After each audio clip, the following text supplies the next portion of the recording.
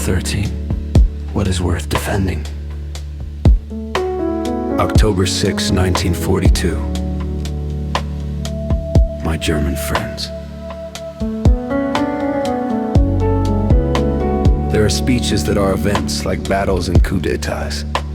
One such speech was the address that Germany's Führer delivered at the opening of this year's winter charity drive. It was a speech that differed in tone and content from everything that has been said by the leading authorities in Germany since the war's outset. The general feeling in all countries outside Germany is that Germany has resolved to switch from attack to defense. The offensive has reached its limit, but more important than this is the aversion of the German nation to further conquests. Out of every word of the speech speaks the desire that sacrifices shall not serve further offensives. For 3 years, every speech was a fanfare of attack. Immense promises were made. But this time, nothing was promised but a final commitment to the Eastern Front. It is no longer said to you that tomorrow the world will belong to you. Rather, it is said that you will be able to keep what you have won in an incalculable defensive war. And now I want to ask, what should actually be defended? And is it worth the defense? It is clear what National Socialism wants to defend: the power that it has seized. It is clear that National Socialism will do everything to preserve its power over Germany, because the end of that power is the end of its existence. If ever a group has defended its life, the National Socialists are doing so. The blood of their adversaries, which they have spilled in cowardly cruelty every day, cries out against them. But is this defense an affair of the German people, or not the German people, as the first victims of this tyranny, also the first power against which this tyranny must defend itself? In supporting this defense, are not the German people standing on the side of the aggressor? Every German must pose this question to himself: do we want to go to the rampart behind which the National Socialists are entrenching themselves?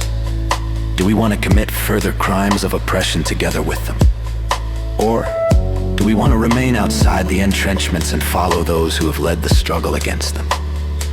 It will become more and more impossible to remain undecided. Woe to those who decide wrongly and want to protect themselves from the consequences of the old crimes with new ones. Many Germans will declare that they would welcome the collapse of National Socialism, but that they must defend the German nation. But what, in reality, is being defended? In the first place, conquered lands. Millions of German soldiers are defending hundreds of millions of foreign people who think of nothing other than freedom from their defenders. They regard those against whom they are being defended as their liberators, and those by whom they are being defended as their enslavers.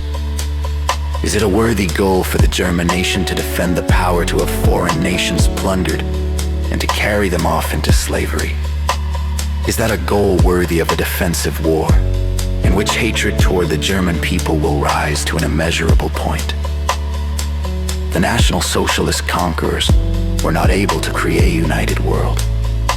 The unity that now exists is unity in being downtrodden. Is it a goal for the German people to suffer further so that German officers may live as slave owners? But one will ask, is not this defense the external line for the defense of Germany? To which we must answer, of Nazi Germany, certainly. Of Germany, certainly not. What is the Germany that it would be worthy to defend? Its freedom is certainly the first answer. But this freedom was taken from it when it came under the power of a tyranny. Who is free today in Germany? This war against Germany is fundamentally a German war of liberation. And it will be this all the more to the degree that the Germans themselves participate in it further on the side of their liberators. Perhaps you will say, it's better to have internal bondage than external bondage. But there can no longer be any external freedom. In the sense of the sovereignty of the individual states. After this war, all nations of the world will join together in an all-embracing unity. Do you want to defend Germany against this unity, which is the only path to the approaching freedom? Or should the German culture, religion, and family be defended? But hasn't all of that been long since absorbed into the one German reality that has remained? That of power. Is the defense of this power for the sake of power? The defense of this all-consuming monster, this destroyer of body and soul, worthy of being defended?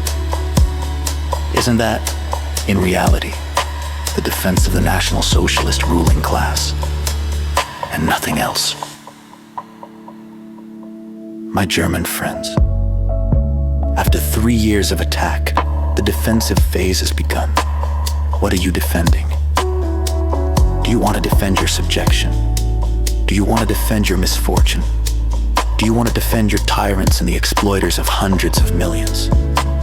That is the question this big change in the German strategy puts to every German.